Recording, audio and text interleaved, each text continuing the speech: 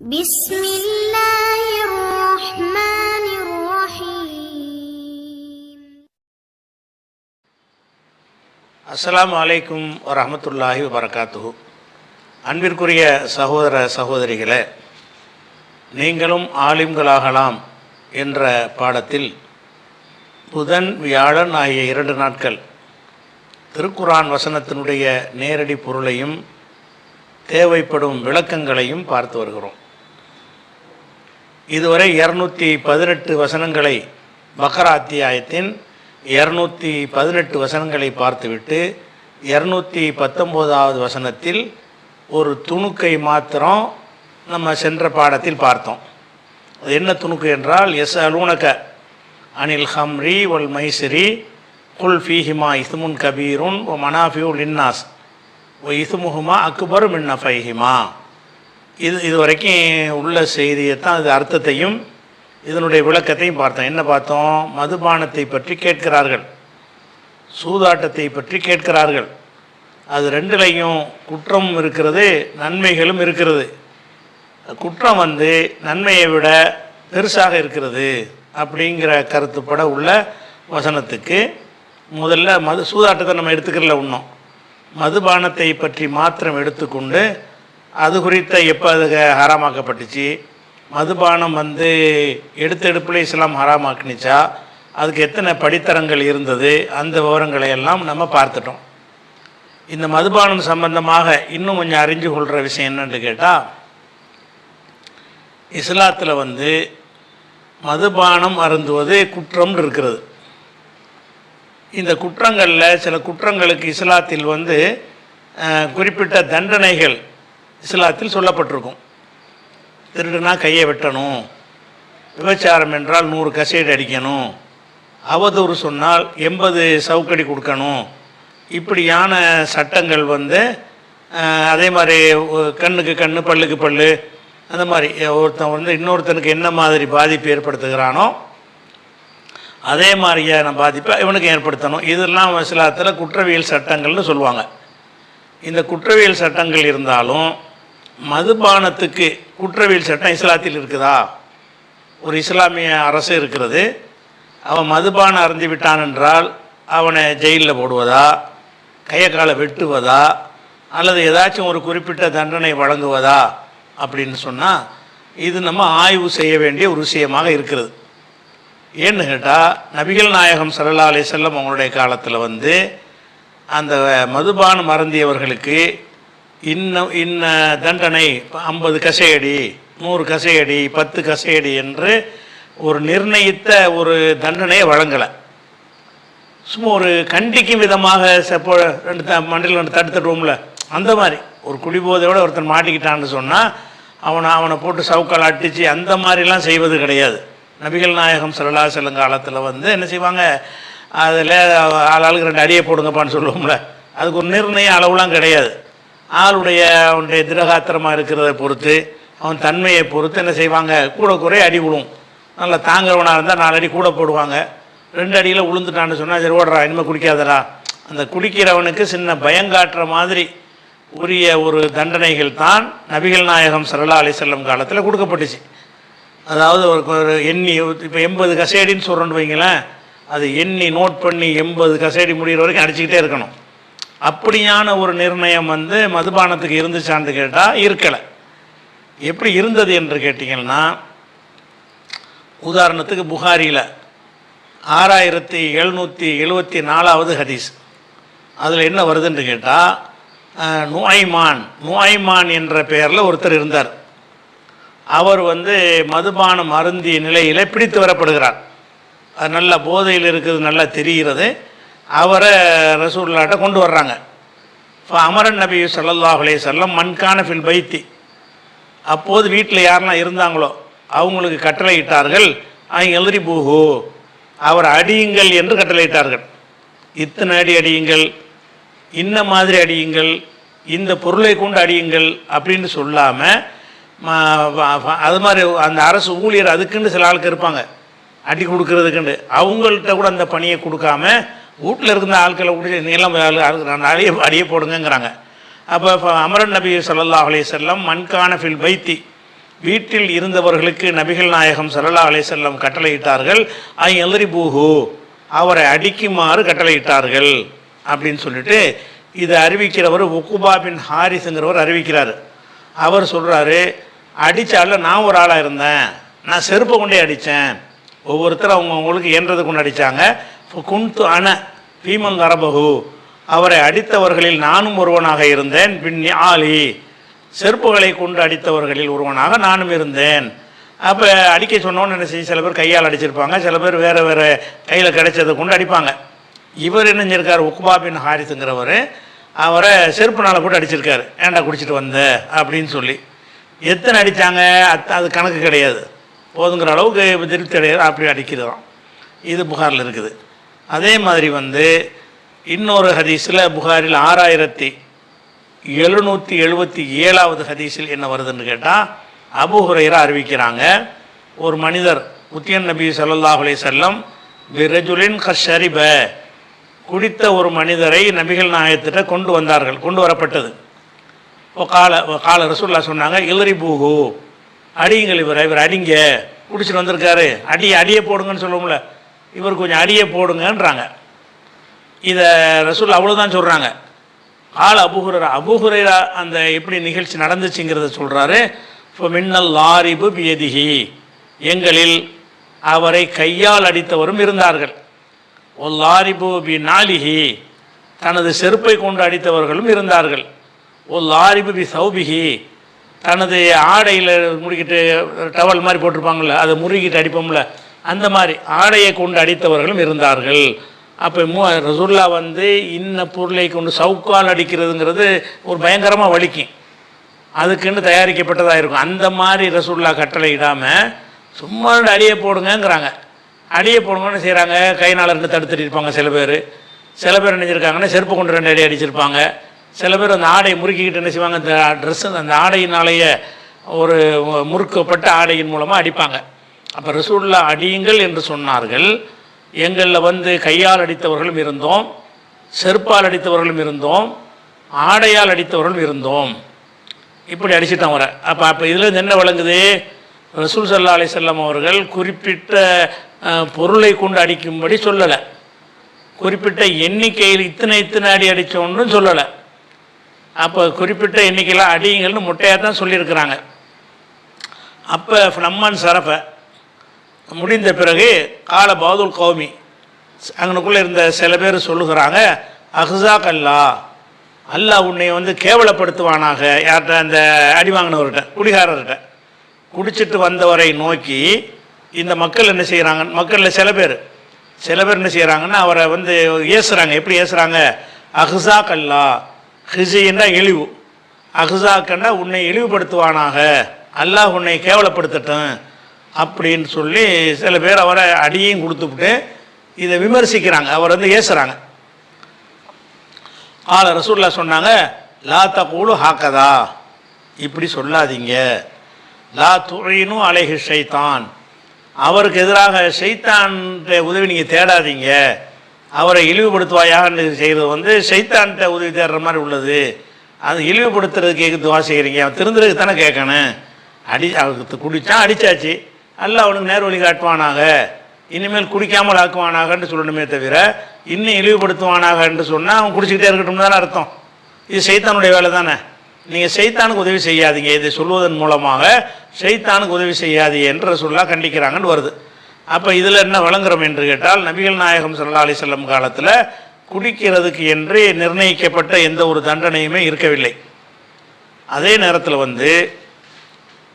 ரசூலுல்லாஹ்வுடைய ஆட்சி முடிந்து அபூபக்கர் அவங்களுடைய ஆட்சி வருகிறது, அதுக்கப்புறம் உமர் அவர்களுடைய ஆட்சி வருகிறது. இவங்க ஆட்சியில் என்ன செய்கிறாங்கன்னு கேட்டால், அதுக்கு நிர்ணயிக்கிறாங்க. என்ன நிர்ணயிக்கிறாங்க, குடிக்கிறதுக்கு ஒரு ஒரு அளவு நிர்ணயிச்சு, அடின்னா சும்மா அடின்னா சரியாக வராது அப்படின்னு நிர்ணயிக்கிறாங்க. அது எப்படி வருதுன்னா, புகாரில் 6779 வருகிறது. சாயிப் இப்னு யஸீதுங்கிற ஒரு சஹாபி அறிவிக்கிறாரு, குன்னா நுத்தாபி ஷாரிபி, குடிப்பவர்கள் கொண்டு வரப்படுவார்கள். அலா அஹதி ரசூலுல்லாஹி ஸல்லல்லாஹு அலைஹி வஸல்லம், அகதுன்னா ஒப்பந்தம்னு அர்த்தம் இருக்குது, காலம்னு அர்த்தம் இருக்குது. அகதி ரசூலில்லான்னு வந்தால் ரசூல்லாவுடைய காலத்தில், அதில் அகதி ரசூலில்லாஹி ஸல்லல்லாஹு அலைஹி வஸல்லம் ரசூல்லாவுடைய காலத்தில் குடிகாரர்கள்ட்ட நாங்கள் கொண்டு வரப்படுவோம். ரசூல்லாவுடைய காலத்திலையும் இம்ரத்தி அபிபக்ரின், அபூபக்கருடைய இம்ரத்துன்னா அம்ருலேருந்து உள்ளது. இம்ரத்துன்னா அம்ருன்னா ஆட்சி தானே, அதிகாரம் தானே. இம்ரத்தி என்றால் ஆட்சி, அமீர்களிலிருந்து வர்றது. இம்ரத்தி அபிபக்ரின், அபூபக்கருடைய ஆட்சியிலையும் சதுரம் மின் ஹிலாஃபத்தி உமர். இம்ரத்தி அபிபக்கரின், அபிபக்கருடைய ஆட்சியிலையும் சதுரம் மின் ஹிலாஃபத்தி உமர், உமருடைய ஆட்சியின் துவக்கத்திலையும் குடிகாரர்கள் கொண்டு வரப்படுவார்கள். அபூபக்கர் ஆட்சிக்கு வரும்பொழுதும் உமருடைய ஆட்சிக்கு வரும்பொழுதும் ரசூல்லாவுடைய காலத்திலையும் குடிகாரர்கள் கொண்டு வரப்படுவார்கள். கொண்டு வந்தவுடனே ஃபனகூமு இலைஹி பி ஐதீனா, நாங்கள் அவரை நோக்கி எழுந்து நிற்போம். பி ஐதீனா, எங்களுடைய கையை கொண்டும் கைகளை கொண்டும். நிஆலினா, எங்களுடைய செருப்புகளை கொண்டும். அர்தியத்தினா, அர்தியத்தினா ரிதா, ரிதான்ற மேலாடை இருக்குல்ல, அதுக்கு ரிதான்னு சொல்லுவாங்க. ரிதாவுடைய பன்மை வந்து அர்தியத்து. அர்தியத்தினா, எங்களுடைய மேலாடைகளை கொண்டும் நாங்கள் என்ன செய்வோம், அவரை நோக்கி எழுந்து அவரை நோக்கி போவோம்னு அடிப்போம்னு அர்த்தம். இது வந்து அப்போ அபூபக்கர் காலத்துலையும் என்ன செய்யலை, அது வந்து உங்கள் விருப்பம் போல் அடிச்சுக்கிறங்கன்னு விட்டாங்க, ஒரு நிர்ணயம்லாம் பண்ணலை. ஹத்தா கான ஆஹிரு இம்ரத்தி உமர், உமருடைய ஆட்சியின் கடைசி காலம் வந்த பொழுது ஜலது அர்பயின, அப்போ 40 அடி என்று நிர்ணயித்தார், அடிக்கிறார். அதாவது உமருடைய ஆட்சியுடைய துவக்க காலத்தில் வந்து எண்ணி அடிக்கிறது கிடையாது, இத்தனை அடின்னு சொல்லி கணக்கு வைத்து அடிப்பது கிடையாது. சும்மா அடியை போடுங்கன்னு எதாவது அவங்களால ஏண்டதை போட்டு அடிப்பாங்க. அது வந்து ஆளுடைய தன்மையை பொறுத்து மாறுபடும். வயசான ஆளாக இருந்தால் 2 அடிக்கு மேலே தாங்க மாட்டானா 2 நிப்பாட்டிக்கிடுவாங்க. குடிச்சிட்டு நல்லா ஒரு ஸ்டடியாக நின்றானா இன்னும் 4 அடி கூட போடுவாங்க. இது வந்து அந்த அதுக்கு தகுந்தவாறு மக்களாக முடிவு பண்ணிக்கிடுவாங்க. அந்த நிலையில் தான் ரசூல்லா விட்டுட்டு போனாங்க. இப்போ ஜலது அர்பயின, இவர் என்ன செய்கிறார், உமர் அவர்களுடைய கடைசி காலத்தில் ஜலதன்னா ஜில்து, அதாவது சவுக்கால் அடித்தார். அர்பயின 40 கசையடி அடித்தார்னா அடிக்க உத்தரவு போட்டார். அவரை போய் அடிச்சுட்டு இருக்க போகிறாரு, அவர் அடிப்பார் சமயத்தில் அடிக்க உத்தரவு போட்டார். அதுக்கப்புறம் ஹத்தா இது அத்தவ், 40 அடி கொடுத்ததுக்கு பிறகும் என்ன செய்யலைன்னா திருந்த காணாம்.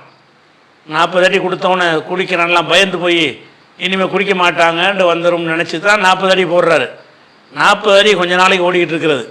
அதுக்கப்புறம் ஹத்தா இது அத்தவ் ஒன்று ஐனு, இது ஐனுன்னா அலிஃபு போட்டால் வந்தான்னு அர்த்தம். ஐன் போட்டவொன்று அத்தாண்டு போட்டோம்னு சொன்னால் வரம்பு மீறுறது. ஹத்தா இது அத்தவ், அவங்க வந்து வரம்பு மீறிய பொழுது. ஃபசக்கு, மேலும் குற்றம் புரிந்த பொழுது, அதாவது குடியை நிறுத்தாத போது குடிச்சிட்டே இருக்கிறாங்க. 40 அடி போட்டு அனுப்பிடுறாங்களா, அடுத்த நாளைக்கு மர போதையோடு வர்றான், அடுத்த நாளைக்கு கொண்டு வர்றாங்க. அப்போ வந்து இது 40 அடி பத்தலைய அப்படின்னு நினச்சி ஜலத சமானீன 80 சவுக்கடி கொடுத்தாரு. அப்போ குடிகாரர்களுக்கு நபி காலத்திலையும் அபூபக்கர் காலத்திலையும் உமர் காலத்திலையும் நிர்ணயித்த ஒரு தண்டனை இல்லாமல் இருந்தது. ஒரு கண்டிக்கிற மாதிரி உள்ளது. கண்டித்தல் என்னது, கணக்கு கிடையாதுன்னு சூழ்நிலைக்கு தகுந்தவாறு என்ன செய்வோம், ஒரு கண்டனத்தை பதிவு பண்ணுவோம். ஆனால் உமருடைய ஆட்சி காலத்தில் கடைசியில் தான், அதுவும் ஆரம்ப காலத்தில் இணைஞ்சிட்டார், ரசூல்லா காலத்தில் இருந்த மாதிரியே தான் விட்டுட்டார். கடைசி காலத்தில் வந்த உடனே இது 5 அடி 10 எல்லாம் எங்களுக்கு பத்த மாட்டேங்குது, ஒரு 40 போடுவோம், அப்போ தான் திருந்து வாங்கி பயப்படுவாங்கன்னு நினச்சி என்ன செஞ்சாங்க, 40 அடியே கொடுத்தாங்க. அதுலேயும் திருந்தின மாதிரி இல்லை, மறுபடியும் வரம்பு மீறுறாங்க, மறுபடியும் தொடர்ந்து அந்த குற்றத்தை செஞ்சுக்கிட்டே இருக்கிறாங்க. அப்போ என்ன செய்கிறாங்கன்னா ஜலத சமானீன 80 அடியை கொடுத்தார்கள் அப்படின்ட்டு என்ன செய்கிறது வருகிறது. அப்போ வந்து இதில் நம்ம விளங்குற என்னென்னு கேட்டால், இந்த குடிகாரர்களுக்கு நிர்ணயித்து அடி கொடுத்தல் என்றது வந்து உமர் அவர்கள் கொண்டு வந்தாலும் இது வந்து இது சட்டம் கிடையாது. இது என்ன கிடையாது, ஏன்னாட்டா ரசூல்லா அதுக்கு தண்டனையை நிர்ணயிக்கலை. ஃபிக்குக்கு மதுஹபுக்கு தவணை என்ன செய்வாங்கன்னா குடிகாரரை 80 அடி அடிக்கணும்னு எழுதி வச்சுருப்பாங்க. அப்படி ஒரு நிர்ணயித்த ஒரு எண்ணிக்கையை அல்லாவும் சொல்லலை, ரசூலும் சொல்லலை, அபூபக்கர் அவர்களும் சொல்லலை, உமரும் சொல்லலை ஆரம்ப காலத்தில். பிற்காலத்தில் என்ன செய்கிறாருன்னா ஒரு எச்சரிக்கைக்கு வந்து காலத்துக்கு தகுந்தவாறு என்ன செய்யணும் முடிவு பண்ணணும். ஒரு காலத்தில் 5 அடியோடு தெரிஞ்சிருவான்னா 5ஓடு விட்டுற வேண்டியதான். 10 அடியோட திருந்தலைன்னா இன்னும் கொஞ்சம் 15 கொடுக்க வேண்டியதுதான். இப்படிங்கிற ஒரு அடிப்படையில் கொடுக்கப்பட்ட தண்டனை தானே தவிர இதிலிருந்து மார்க்க சட்டை எடுக்கக்கூடாது. நீங்கள் 80 கொடுக்கலாம். ஏன்னு கேட்டால் ரசூல்லா வந்து இத்தனை தான் நிர்ணயிக்கலைங்கும் போது 80 அடங்கத்தானே செய்யும். 80 அடித்தாலும் 800 அடித்தாலும் என்ன செய்யும், அது அடங்கத்தான் செய்யும். ஆனால் வந்து இது அவர் மாற்றமாக செய்யலை. ஆனால் அவர் செஞ்சதை நீங்கள் எப்படி விளைவிக்கிறன்னு 40 அடி கொடுத்த காரணத்தினால் குடிகாரர்களுக்கு வந்து இஸ்லாமிய ஆட்சியில் 40 அடி கொடுக்கணும்னு எடுக்கக்கூடாது. 40 அடி அவர் கொடுத்தாரு. நீங்கள் யோசிச்சு பார்த்து உங்கள் காலத்தில் எத்தனை கொடுக்கணும்னு நீங்கள் முடிவெடுங்க. அது நமக்கு வந்து நிர்ணயிக்கப்படாமல் தரப்பட்டிருக்கிற சட்டம். அது தண்டிக்கணும்னு மட்டும் வந்திருக்கே தவிர இத்தனை தான் அடி, இதை கொண்டு அடிக்கணும்னு சொல்லி என்ன செய்யலை. அது ஜில்துங்கிறாங்க. ஜில்துனா தோல்னால் இருக்குது, சவுக்குனால் அடிக்கிறது. அந்த ரசூல்லா காலத்துடைய அடி வந்து இந்த 40ங்கிற எண்ணிக்கையிலையும் இருக்கலை. அடிக்கிற பொருளும் என்னவா இல்லை. சும்மா துணியை முறுக்கிட்டு அடித்தா என்ன வலிக்க போகுது, கைனால் 2 அடியை போட்டால் என்ன வலிக்க போகுது. அது மாதிரி கைனால் அடிக்கிறது, செருப்பால் அடிக்கிறது, இப்படி தான் இருந்துச்சே தவிர அடித்து தோலை பிச்சுக்கிட்டு வர்ற மாதிரி அடிக்கிற அந்த அடி வந்து ரசூல்லா காலத்தில் இருக்கவே இல்லை. அப்போ இவர் ஆனால் அது வந்து இவர் செஞ்சுருக்கக்கூடாது. ஏன்னா ரசூல் ஸல்லல்லாஹு அலைஹி வஸல்லம் அவர்கள் சும்மா அடிக்க சொன்னாங்கன்னால என்ன அர்த்தம்னு கேட்டால் காயப்படாமல் ரத்தம் வர்ற அளவுக்கு இல்லாமல் அந்த மாதிரியே தான் அடிக்க சொல்லியிருக்கிறாங்க. அதனால தான் கை நாளையெல்லாம் அடிக்கும்போது இந்த கை நாள் அடிக்கிறது ஒரு அடியான்னு ரசூல்லா கேட்கல. அப்படி இருக்கும்போது உமர் செஞ்சது வந்து அவர் செஞ்சார் ஒரு நிர்வாக ஒரு நோக்கத்தில் செஞ்சு இருந்தாலும் அதை சவுக்கால் அடிக்க சொல்லிடக்கூடாது. அதில் 80 வரைக்கும் போயிருக்கிறார். 80ங்கிறதுலாம் பாரதூரமான குற்றங்களுக்கு உள்ள ஒரு தண்டனை. அந்த ஒரு தண்டனையை வந்து ஒரு குடிகாரர்களுக்கு என்ன செய்யக்கூடாது, கொடுக்கணும்னு மார்க்கத்தில் இல்லை. சும்மா பயங்காட்டுற மாதிரி இதை 2 அடியை போட்டு விட வேண்டியதான். அதனால வந்து நம்ம வரலாறாக இதை எடுத்துக்கொள்ளலாமே தவிர குடிகாரர்களுக்கு என்ன தண்டனைன்னு கேட்டால் அவங்க திருந்துற அளவுக்கு எச்சரித்தல் தான் தண்டனை. திருந்துற அளவுக்கு அடியை போடுவதுன்னு வச்சிட வேண்டியதான். எவ்வளோ அடி அது சூழ்நிலை பார்த்து முடிவு பண்ணிக்கிறங்க. இப்படித்தான் இஸ்லாமிய சட்டம் இந்த விஷயத்தில் இருக்குதே தவிர இது வந்து 80, அடுத்த ஒரு ஆட்சியாளர் வந்து 100 போடுவார், அதுக்கடுத்த ஆட்சியாளர் 200 கூட போடுவார். அதெல்லாம் அவங்களா செஞ்சு கொள்வது. அதுதான் கொடுக்கணும்னு எந்த ஒரு நிர்ணயமும் பண்ண இயலாது. மதுஹபுகளில் உட்காந்துக்கிட்டு இந்த நம்பரெல்லாம் வந்து சட்டமாக்கி வச்சுருக்கிறாங்க. அதெல்லாம் சட்டமே ஆக்கக்கூடாது. இது வந்து ரசூல்லா அடிக்க சொல்லிட்டாங்க, அவ்வளோதான். அடிக்க சொன்னதில் வந்து அப்போ அதில் என்ன விளங்குது, அந்த சவுக்கால் அடிக்கணும் என்பது ரசூல்லாவுடைய நோக்கமாக இருக்கலை. இருந்தால் அதை சொல்லியிருப்பாங்க. என்னத்தையாவது போட்டு அடிங்கன்னு சொல்லும்போது கைனால் கூட அடிக்கலாம் என்ற அர்த்தமும் இருக்க போய் தான் ரசூலுல்லாஹ்வுக்கு முன்னிலையில் இந்த தண்டனை கொடுக்கப்பட்டிருக்கு. கைனால் போய் அடிச்சிருக்கிறாங்க, துணியை முறுக்கிக்கிட்டு அடிச்சிருக்கிறாங்க. அதனால் வந்து அந்த அந்த ஒரு எல்லை மீறி அடிக்கக்கூடாது என்பது தான் இதிலிருந்து விளங்குகிறது. அது ஒரு விஷயமாச்சா. அடுத்தது வந்து இன்னும் சொல்ல போனால் இந்த குடிபோதை வந்து இந்த தடுக்க வேண்டிய இன்னொரு விஷயத்தையும் பார்க்கணும். ஒரு மனிதனை வந்து தண்டிக்கணும்னு வைங்களேன், அந்த தண்டனை வந்து அவன் வந்து உணரக்கூடிய ஒரு நிலையில் இருந்தால் தான் அவனை தண்டிக்கிறதுக்கு ஒரு அர்த்தம் இருக்குது. நல்ல போதையில் இருக்கிறவனுக்கு நீ அடித்தா இதை உணர்வானா? போதை தெளிஞ்சவனை என்னடா அடித்தாங்கன்னு யார் அடித்தான்னு கேட்பான், அவனுக்குதா. அப்போ இந்த அடி வந்து நாளைக்கு அவனை திருத்தும் என்று இருக்குது. இந்த அடித்தது அவனுக்கு அடிக்கிறது கிடையாது. எதுக்கு அடிக்கிறாங்க? அவனை போட்டு அடிக்கிறத வச்சுக்கிட்டு மற்றவனுக்கு பயம் வரும், முன்னாடி அடிப்பாங்க, அவனுக்கு ஏதாவது அது பாதிப்பு இருப்பானா வராது. அதுதான் போதையில் இருக்கானே. ஒருத்தன் போதைக்கு உள்ளாயிட்டான்னு சொன்னால் அவனை போட்டு ரத்த விழாறு வர்ற வரைக்கும் அடிக்கிறதுனால அவன் என்ன உணர்வான்? அவனுக்கு ஒன்றுமே உணர மாட்டான். நீங்கள் அடித்ததே தெரியாது. பிறகு தெரிஞ்சு போயிருக்கிறத பார்த்து விசாரித்து வேண்டாம் தெரிஞ்சுக்கிடுவான். ரத்த கசிவு இருந்துச்சுன்னு சொன்னால் என்னப்பா யார்ப்பா என்ன செஞ்சுருக்கிறாங்கன்னு அப்படி தான் நினைப்பானே தவிர அவனுக்கு என்ன செய்யாது, அடித்தவனை போதை தெளியவும் செய்யாது. அவனுக்கு அடித்ததுனால போதை தெளிஞ்ச உடனே அப்படியான அது மூளையில் போய் ஆல்கஹால் கலந்த பிறகு வரக்கூடிய ஒரு விஷயம். அதனால் தெளிவும் வராது. அதனால் இந்த போதை விஷயத்தை போதையாளனுக்கு வந்து என்ன செய்யக்கூடாது, அவனுக்கு சும்மா ஃபார்மாலிட்டிக்கு தான் அடிக்கணும். அடிக்கிறதன் மூலமாக அடுத்தவர்களுக்கு ஒரு பயம் வரும். சபையில் வச்சு அடிப்பாங்க, கேவலமாக இருக்கும், நம்ம இனிமேல் குடிக்கக்கூடாது. அவனுக்கு அடிக்கிற அடியை பார்த்துட்டு அடுத்தவன் திருந்துவான்ங்கிற ஒரு பேசிக்கில் தான். அதனால தான் செருப்புலாம் அடிக்க விட்ருக்காங்க. செருப்புலாம் ஒரு கேவலம் தானே, ஆளாளுக்கு அடிப்பாங்க, ரொம்ப கேவலமாக இருக்கும், நல்லா இருக்காது அப்படிங்கிற ஒரு நிலையை தான் ரசூலுல்லாஹ் உண்டாக்க விரும்பி இருக்கிறாங்களே தவிர குடிகாரனை போட்டு அடிக்கிறதுங்கிறது வந்து இல்லை. அது ஒரு விஷயம் இருக்குது. அது போக இன்னொரு விஷயம் என்னென்னு கேட்டால், ரசூலுல்லாஹ்வுடைய காலத்தில் ஒரு ஆள் இருந்தார். இது புகாரில் 6780. அவர் பேர் அன்ன ரஜுலன் அலா அஹதின் நபி ஸல்லல்லாஹு அலைஹி வஸல்லம். ரசூலுல்லாஹ்வுடைய காலத்தில் ஒரு மனிதர் இருந்தார். கான யுலக்கபு, அந்த மனிதருக்கு வந்து பேர் என்னன்னு கேட்டால் அவர் பேர் வந்து அப்துல்லா.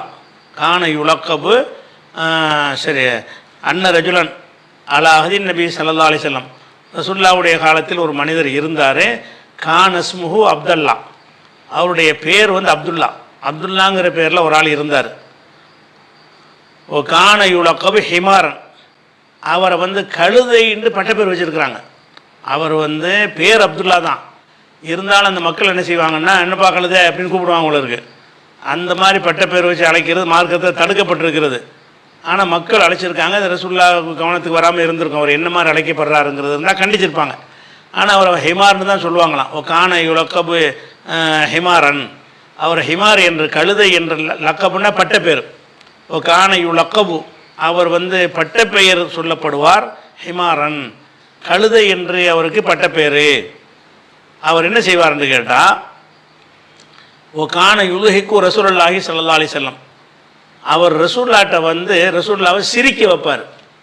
சில ஜோக் சொல்லிட்டு போன சில ஆளுக்கு வந்து என்ன செய்வாங்கன்னா சில தமாசான சில செயல்கள் மூலமாக சில பேச்சுகள் மூலமாக இருக்கிற ஆட்களும் சிரிக்க வைக்குவாங்க. அப்போ ரசூல்லாவே சிரிக்க வைப்பார். வந்து என்ன செய்வார் சொல்லுவார், ரசூல்லாவும் சிரிப்பாங்க. ஒரு ஜோக்கு பேர் வழி வரும். இந்த மனிதர் என்ன செய்கிறார், அப்துல்லாங்கிற ஆள் ரசூல்லா காலத்தில் இருக்கிறாரு. ஓ கான யுலுஹிக்கு ரசூலுல்லாஹி ஸல்லல்லாஹு அலைஹி வஸல்லம். ரசூலுல்லாவை யுலுஹிக்குனா சிரிக்க வைப்பார். சிரிக்க வைப்பார்னா என்ன அர்த்தம், சிரிக்கிற மாதிரி எந்தையாவது சேட்டை செய்வார் அல்லது வாயினால் சொல்லுவார். அங்க அசைவுகள் மூலமாகவும் கோமாளித்தனம் பண்ணால் சிரிப்பாங்க, அல்லது வாயினால் சில பேச்சுக்களை கேட்டு என்ன செய்வாங்க சிரிப்பாங்க. ஏதோ ஒரு வகையில் சிரிக்க வைப்பார். அப்போ கான நபி ஸல்லல்லாஹு அலைஹி வஸல்லம் ஜலதஹு ஃபி ஷராபி.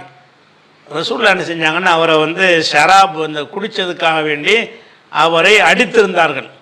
ஜலதன சவுக்குனாலும் அடிச்சிருக்கிறாங்க. அதிகமான அளவில் இல்லை, சும்மா 2 தட்டியிருப்பாங்கன்னு நினைக்கிறேன். அவரை அடித்து இருந்தாங்க. இப்போ உத்தியபிஹி யௌமன் ஒரு நாள் அவரை மறுபடியும் கொண்டு வந்தாங்க. இப்போ அமரபிஹி அப்போ ரசூலுல்லாஹ் கட்டளையிட்டாங்க. இப்போ ஜுலித மறுபடியும் அவளை சவுக்கால் அடிக்கப்பட்ட சவுக்குனால் அடிக்கப்பான்னு இருக்கிறாங்க, அடிச்சிருக்கிறாங்க. எத்தனைலாம் வரல, இதெல்லாம் 2 தட்டுங்கிற ஒரு கணக்கில் தான் இருக்கும். அப்போ கால ரஜுலும் மினல் கௌமி, அந்த சபையில் இருந்த ஒரு மனிதர் சொன்னார், அல்லாஹும் அன்ஹு, இறைவா இவரை வந்து சபிச்சு விடு. எதனால் சபிக்க சொல்கிறாருன்னா மா அக்ஸர மா யூதாபிஹி, இந்த ஆள் என்ன அதிகமாக வந்து இழுத்து வரப்படுறாரு. ஒரு தடவை குடிச்சு அடி வாங்கினா பரவாயில்லைங்களாம், இன்றைக்கும் அடி வாங்குறாரு, நாளைக்கு அடி வாங்குறாரு, நாளை கழிச்சு இதே வேலையாக இருக்கிறாரு. எல்லாம் இவரை சபித்து விடுவாயாகங்கிற துவா செய்கிறார். அல்லாஹும் அன்ஹு, இவரை வந்து சபித்து விடுவாயாக அப்படிங்கிறாங்க. எதனால் சபிக்க சொல்கிறாங்கன்னா மா அக்ஸர மா யூதாபிஹி, இவரை கொண்டு வரப்படுவது என்ன அதிகமாக இருக்கிறது, எவ்வளோ அதிகம் கொண்டு வர்றாங்க இவரை குடித்ததுக்காக வேண்டி, குடித்தார் என்பதற்காக கொண்டு வர்றாங்க. அது ரொம்ப ஜாஸ்தி அவர் அடி வாங்குறதுனால என்ன செய்கிறாங்கன்னா நாசமாக்குங்கிறாங்க, சபிக்கிறாங்க. அப்போ கால நபி ஸல்லல்லாஹு அலைஹி வஸல்லம் ரசூலுல்லாஹ் அப்போ சொன்னாங்க, லா தல்அனுஹு, அவரை சபிக்காதீங்க. அதாவது குடிக்கிறாரு, ஒரு தடவை குடிக்கல பல தடவை குடிக்கிறாரு, பல தடவையும் தண்டிக்கப்படுறாரு. அதிகமான தடவை தண்டிக்கப்பட்டால் நம்ம என்ன செய்வோம், கேவலமானவன்னு நினைப்போம்ல, அப்படி தான் நம்ம நினைக்குவோம். ஆனால் ரசூலுல்லாஹ் அப்படி நினைக்கல. என்ன செய்கிறாங்கன்னு கேட்டால் லா தல்அனுஹு, அவரை நீங்கள் சபிக்கக்கூடாது. இப்போ வல்லாஹி அல்லாஹ் மேலே சத்தியமாக மா அலிம்து இன்னஹு யுஹிப்புல்லாஹ வ ரசூலஹு, அல்லாஹ்வையும் ரசூலையும் இவர் விரும்புகிறார் என்பதை வந்து நான் அறியலை. விரும்புகிறாரா என்று எனக்கு தெரியலை. இவர் அல்லாஹ் ரசூலை விரும்புகிறாருங்கிற ஒரு கருத்தில் சொல்கிறாங்க. இவர் வந்து குடிகாரராக இருந்தாலும் ரசூலுல்லாஹ் மேலே ரொம்ப ஒரு பிரியம் இருக்குது. பிரியம் உள்ளவர்களும் குடிப்பார்கள். பிரியம் ரசூலுல்லாஹ்வுக்கு விருப்பமான ஆட்கள் என்ன செய்வாங்க, குடிப்பாங்க. அதனால் போட்டு நீங்கள் என்ன செய்யக்கூடாது, சபிக்கக்கூடாது அப்படின்னு சொல்கிறாங்க ரசூல் ஸல்லல்லாஹு அலைஹி வஸல்லம். அப்போ இதில் நம்ம என்ன வழங்குறோம் என்று கேட்டால், அதை குடிக்கிறதுக்காக வேண்டி ஒருத்தன் அந்த குற்றத்தை வந்து இந்த குற்றம்னு இல்லை, பொதுவாக எந்த ஒரு குற்றம் செஞ்சாலும் உடனே அவனை என்ன செய்யக்கூடாது, அல்லாஹ் நாசமாக்கட்டும்னா துவா செஞ்சிடக்கூடாது. எந்த ஒரு குற்றத்துக்கு அவன் வந்து அவன் தண்டிக்கப்பட்டாலும் சரி தான், அவன் இனிமேல் அது செய்யாமல் இருக்கிற மாதிரி தான் உங்கள் துவாவெலாம் இருக்கணும். என்ன செய்யணும், நாசமாக்குன்னா மேலும் குடின்னு அர்த்தமாகுதுல்ல. அப்போ எந்த ஒருவராவது தண்டிக்கப்பட்டார்னு சொன்னால் அவர் என்ன செய்யக்கூடாது, மேலும் இழிவுபடுத்துவாயாக என்றோ அவரை சபிப்பாயாக என்றோ நம்ம என்ன செய்யக்கூடாது, குற்றங்களுக்கு தண்டிக்கப்படக்கூடிய நபரை பார்த்து சொல்லக்கூடாது. அப்படி சொன்னோம்னு சொன்னால் சைத்தானுக்கு நீங்கள் உதவி செய்கிறீங்க, அவன் கெட்டு போகிறதுக்கு துவா செய்கிறீங்க. அவன் நல்லா இருக்கிறதுக்கு நீங்கள் துவா செய்யணும். அவன் கெட்டு போவதற்காக வேண்டி துவா செய்கிறீங்கிற ஒரு அர்த்தம் அதில் வந்துடுதா? அப்போ இது மதுபானம் சம்பந்தமாக நம்ம அறிந்து கொள்ள வேண்டிய ஒரு விஷயம். வேறு வேறு மதுபானத்தை பற்றி முழுசாக போய்கிட்டு இருக்க தேவையில்லை, இவ்வளோ போதும். அப்போ என்ன அந்த வசனம் திருப்பி ஒருக்கா வாங்க. யஸ்அலூனக அனில் ஹம்ரி ஒல் மைசிரி, ஹம்ரி என்ற மதுபானத்தை பற்றியும் ஒல் மைசிரி சூதாட்டத்தை பற்றியும் உம்மிடத்தில் கேட்கிறார்கள். குல் நபியை நீங்கள் சொல்லுங்கள், ஃபீஹிமா இஸ்முன் கபீருன், அதில் பெரும் குற்றம் இருக்கிறது. ஓ மனாஃபியுல் இன்னாஸ், மக்களுக்கு பயன்களும் இருக்கிறது. ஓ இசுமுகுமா, அதனுடைய அந்த ரெண்டுடைய குற்றம் வந்து அக்பரு மின் நஃபைஹிமா, அந்த ரெண்டுடைய நன்மையை விட அதிகமாக இருக்கிறது அப்படிங்கிறதோட ஒரு டாபிக் முடிஞ்சிருது. அதுக்கடுத்து வேறு விஷயம் ஆரம்பிக்குது. இருந்தாலும் இதில் அடுத்து நம்ம தெரிஞ்சுக்கிற விஷயம் என்னென்னு கேட்டால், சூதாட்டத்தை பற்றி, மதுபானத்தை பற்றியும் கேட்கிறார்கள், சூதாட்டத்தை பற்றியும் கேட்கிறார்கள் அப்படின்னு இதில் வர்றதுனால, சூதாட்டம்டா என்ன, சூதாட்டம்டா என்ன என்று சொல்லி குர்ஆன்லையோ ஹதீஸ்லையோ சூது என்றால் இதுதான் அப்படின்னு சொல்லி எந்த ஒரு தஃசீரும் தரப்படல. சூதாட்டத்தை பற்றி கேட்குறாங்க, சூதாட்டம் கூடாதுன்னு சொல்லப்பட்டுருச்சு, அவ்வளோதான். அப்போ சூதுனா எதை சூதுன்னு சொல்லுவது அப்படின்னு பார்த்தீங்கன்னு சொன்னால், அதுக்கு குர்ஆன் ஹதீஸில் வந்து என்ன இல்லை, சூது என்றால் இன்னென்ன மாதிரி இருக்கக்கூடிய ஒரு செயல் வந்து சூது, இன்னென்ன மாதிரி இருக்கக்கூடிய ஒரு செயல் வந்து சூது என்று, சூது இல்லை என்று குர்ஆனிலும் தெளிவுபடுத்தப்படலை, ஹதீஸ்லையும் தெளிவுபடுத்தப்படலை. சூதாடக்கூடாது மட்டும்தான் இருக்குது. சூது வந்து நல்லது இல்லை, சைத்தானுடைய வேலை, அதில் தீமை தான் அதிகம் அப்படிங்கிறதோட குர்ஆன் நின்றுக்கிருச்சு. அப்போ இந்த இதுக்கு விளக்கம் சொல்கிறேன்னு என்ன செய்யக்கூடாது, நம்ம ஹதீஸில் இருக்குதுன்னு சொல்லி விளக்கம் சொல்ல முடியாது. ஹதீஸில் இல்லை, குர்ஆன்லேயும் அதுக்கு விளக்கம் சொல்லி இல்லை. அப்போ குர்ஆன்லேயும் ஹதீஸ்லையும் விளக்கம் இல்லைன்னு சொன்னால், ஏன் இல்லை என்று கேட்டால் தெரிந்த ஒரு விஷயமாக இருக்கிறதுனால விளக்கம் சொல்லப்படலை. சூதுங்கிறது அந்த மக்கள் ஒரு அர்த்தத்தில் வச்சுருந்தாங்கல்ல, அந்த சூதுங்கிற சொல் வழக்கு வந்து தொன்று தொட்டு இன்னைக்கு தேதி வரைக்கும் மக்கள்கிட்ட பயன்படுத்தப்படுதா இல்லையா? சூதுங்கிறது மக்கள் அறிஞ்சு வச்சுருக்காங்களா இல்லையா? சூதாடுவது என்பதை வந்து மக்கள் விளங்கி வச்சுருக்கிறாங்க. எல்லாரும் விளங்கி வச்சதுக்கு போய் யாராவது தஃசீர் பண்ணிகிட்டு இருப்பாங்களா? அதாவது சூதான்னு சொன்னோம்னு சொன்னால், ஓ சூதத்தான் இதைத்தான் இஸ்லாம் சொல்லுதுன்னு அந்த மக்கள் விளங்கியிருப்பாங்க. எதனால் விளக்கம் சொல்லலைன்னு கேட்டால், சொல்ல தேவையில்லை, இன்றைக்கி உங்களுக்கு தெரியத்தானே சூதுண்டா. ஆனால் சில பேர் அறியாமையின் காரணமாக என்ன செய்வாங்கன்னா, சூது இல்லாததை சூது என்று என்ன செய்வாங்க, விளங்கி கொண்டவர்கள் இருப்பார்கள். அது அந்த சூதை பற்றிய புரிதல் இல்லாதவங்க. அந்த பொதுவாக அந்த சூதாட்டத்தில் ஈடுபடுறான் பாருங்க, ஈடுபடுறவன், அதை கவனிக்கிறவன், அதை கண்டிக்கிறவன், அந்த மாதிரி ஆட்களுக்கு சூதுனா என்னென்னு விளங்கும். வெகுஜன மக்கள் அதன் பக்கம் தலை வச்சு படுக்காத மக்களுக்கு என்ன தெரியாதுன்னு கேட்டால், சூதுனா என்னென்னு தெரியாது. அப்படி வேணா தெரியாமல் இருக்கலாம். ஆனால் யாருக்கு கண்டிப்பாக தெரியும், இந்த சூதுங்கிற ஒரு விளையாட்டை விளையாடுறான்ல அவனுக்கு சூதுனா என்னென்னு தெரியும். இதெல்லாம் தப்புப்பா என்று பிரச்சாரம் பண்ணுறான்ல அவனுக்கு சூதுனா என்னென்னு தெரியும். இதில் எந்த ஒரு ஈடுபாடும் இல்லாமல் இருக்கிற மக்களுக்கு வந்து சூதனுடைய இலக்கணம் போக்குவரத்து எதுவுமே தெரியாது. சூதாடக்கூடாது மட்டும் ஒரு மூடலாக தெரியும்.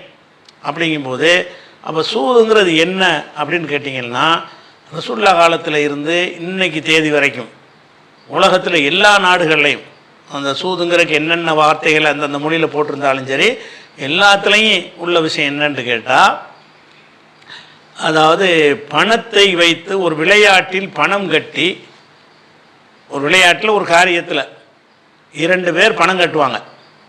எந்த காரியமாக வேணாலும் அது இருக்கலாம். 2 பேர் பணம் கட்டி விட்டு யார் ஜெயிக்கிறானோ அவன் அதை எடுத்துக்கிடுவான். இதுதான் சூது. சூதுங்கிறதுல சூதுக்கு சிம்பிளான விளக்கம் என்னன்னு கேட்டால், அந்த சம்மந்தப்பட்ட 2 பேர் சூது விளையாடுறாங்கன்னு சொன்னால், நான் 1000 ரூபா வைக்கிறது, நீ 1000 ரூபா வைக்கிறது, 2 பேர் 1000 ரூபா வச்சுப்பட்டு ஏதோ ஒரு விளையாட்டை விளையாடுறது. நான் ஜெயிச்சேன்னா 2000 நான் எடுத்துக்கிடுவேன், நீ ஜெயிச்சா 2000 நீ எடுத்துக்க. இப்படி உள்ள செயலுக்கு பேர் தான் சூது. இந்த சூது என்பது எதுவாக வேண்டாலும் இருக்கலாம், எதை வேண்டாலும் சூதாக ஆக்கலாம். அப்போ உதாரணமாக வந்து என்ன செய்கிறீங்கன்னு கேட்டால், ஒரு புரிஞ்சுக்கிறதுக்காக சொல்கிறேன். சாதாரணமாக உள்ள ஒரு கபடி விளையாடுறாங்கன்னு வைங்களேன், ஒரு கபடிங்கிற விளையாட்டு சூதா? கபடி விளையாட்டு சூது இல்லை. ஆனால் அந்த கபடி விளையாட்டை வந்து சூதாகவும் ஆட முடியும். கபடி சூது கிடையாது. நம்ம விரும்பணும் என்று சொன்னால் அந்த கபடி விளையாட்டை என்ன செய்யலாம், சூது என்ற முறையில் ஆட முடியும். அதனால் இந்த சூது குறித்த ஒரு விவரத்தை இன்ஷா அல்லாஹ் நம்ம என்ன செய்வோம், நாளைய பாடத்தில் பார்ப்போம்.